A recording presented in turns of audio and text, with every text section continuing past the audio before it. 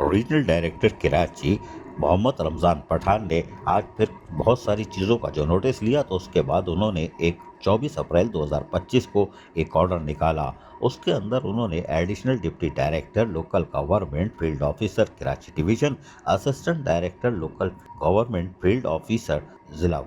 जो सेंट्रल है वस्ती है उसके लिए नोटिस दिया और कहा कि डिटेल दीजिए कि जो बर्थ रेगुलेशन जो होती है, सर्टिफिकेट आप इशू करते हैं, उसकी ज़रा यूनियन कमेटी के हवाले से आप तफसील फराम कर दें। और कराची डिवीज़न के लिए भी उन्होंने ये बाकायदा तौर पर लेटर जारी कर दिया है और इसके लिए उन्होंने कहा था कि आप ये सारी चीज़ें हमें यानी कॉपी दें और 3 बजे तक आज पहुंचाना था और यकीनी तौर पर उन्होंने पहुंचा भी दी होंगी। और यूनियन कमेटियों ने बहरहाल परफार्मा जो था उसके अंदर उन्होंने वाज़ेह तौर पर सीरियल नंबर के साथ साथ यूनियन मुसल का नाम लिखने के लिए और दिसंबर 24, जनवरी 25, फरवरी 25 और मार्च 2025 की तमाम तर तफसीलात तलब कर ली है कि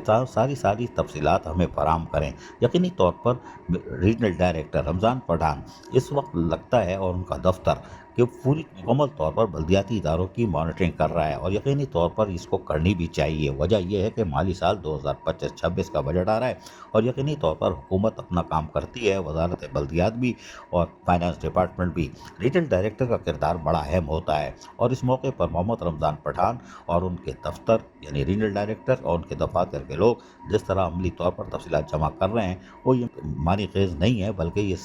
कहा जा सकता है कि माली साल 2025-26 के बजट की तैयारी में रीजनल डायरेक्टर ऑफिस अपना अहम किरदार अदा कर रहा है। अजीज आरिफ, KBS बल्दियाती न्यूज़ कराची। ऐसी ही खूबसूरत वीडियोस फ्यूचर में हासिल करने के लिए रेड बटन पर क्लिक करके और बेल आइकॉन को प्रेस करके हम सबके सब्सक्राइबर बनना मत भूलिए।